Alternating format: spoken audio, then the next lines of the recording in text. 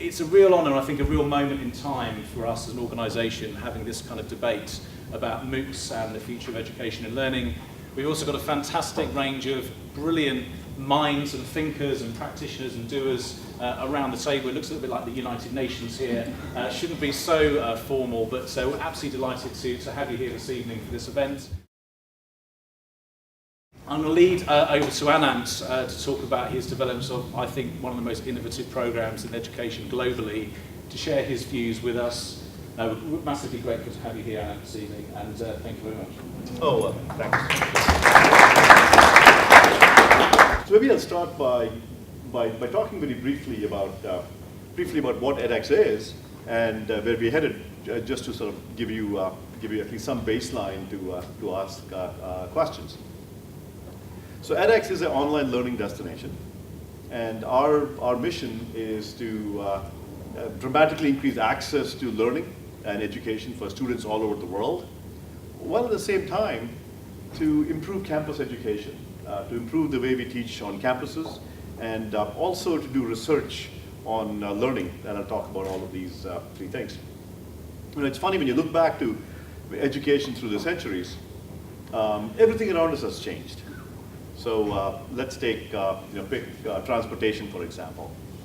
Transportation has changed completely from the 1600s. You know, when you had the people walking around to, sitting on ox cart, traveling in ox carts, to horses, to carriages, to rocket ships, and what have you today. Same thing with medicine. But education hasn't changed. The last big innovation in education, I think there were two. One was the printing press in the mid-1400s, and you had textbooks. And then in 1862, you had, anyone want to guess? What did we have in 1862? And we're using the Socratic method here. Blackboard. Pardon? The blackboard. The blackboard, okay, and a piece of chalk. And not much else has happened in the way of the major technological breakthroughs in education. And what is really funny is that even when the textbook was invented and the chalk was invented, there was huge opposition. So, when the textbook was invented, huge opposition to textbooks. There were people up in arms saying, what are all the monks going to do? They're all going to lose their jobs, because they had a lock. They had a lock on scribing. So they would take books and scribe them, and they had a total lock on this business. And people said that the printed book is never going to match in quality, come nowhere close to quality to the handwritten word by monks. And look where we are today. Similarly, in 1862, when the blackboard was invented, you wouldn't believe it, but professors were up in arms against the blackboard. Anyone want to guess why people were totally against the blackboard? Any guesses? Doesn't make any sense, but why? Why do you think people were totally opposed to blackboards? Because you could rub it off. That's a feature, but you're right, that could be, but what else? Not quite. Ruin the skill of oratory? Ruin the skill of, well, you could still, you still use the skill of oratory with a blackboard. Pardon? Let's turn that back on this. That's it. So they were really upset that when you wrote on the blackboard, you would turn your back on the students, and this would never fly, this would never take off. By the way, I've actually learned to write this way. I promise you I can actually do that. And so, so be that as it may, people opposed each of these changes, and look where we are today. But my point was that education really hasn't changed. And although online learning has been around for 30, 40 years, what we have done as purveyors of fine MOOCs, or if you will, online learning is not new. It's been around for a long time. Just that what we have done with MOOCs is that, really putting it very bluntly, is really popularized online learning, and really brought attention to education, and really popularized the application of technology to learning in a way that has really caught the attention of pretty much everybody, including the press and the government, and they're saying, oh, education is exciting again. And VCs, but VCs are pouring money into startups. By the way, edX is a nonprofit, so VCs are pouring money into startup companies, and education is really exciting and hot, and people are running around looking for the next big idea in education. And I get asked by the press all the time, so what do you think?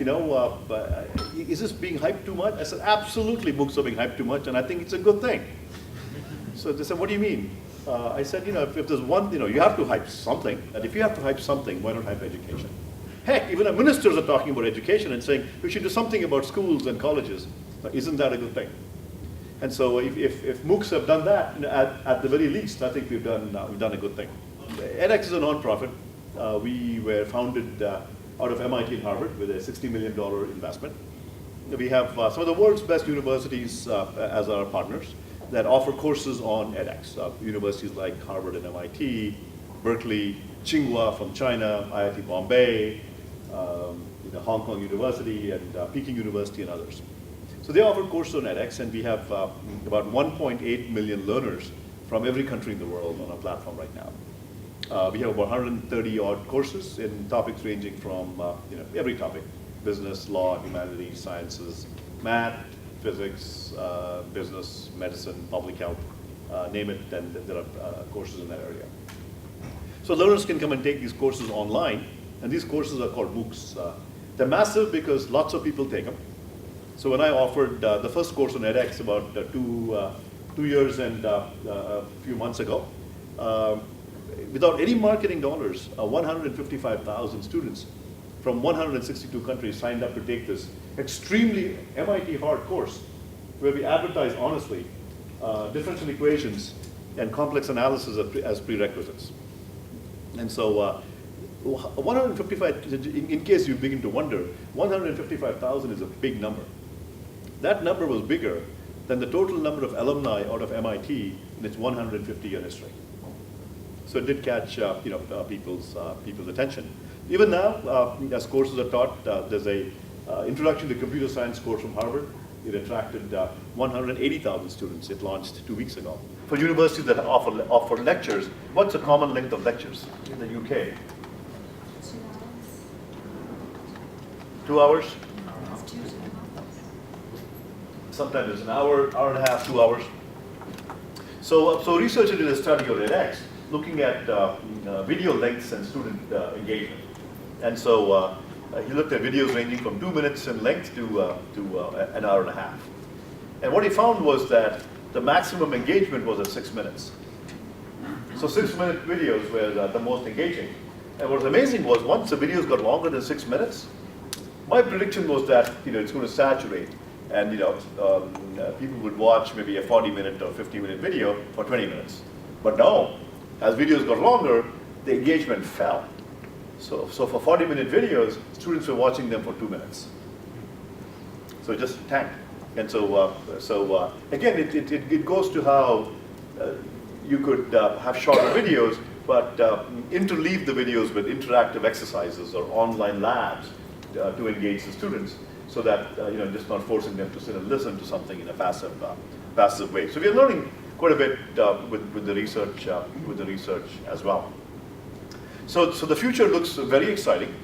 I think as with everything else, there's a hype cycle, and then we've probably seen this curve: a big hype cycle, and then a trough, and then things picks up again.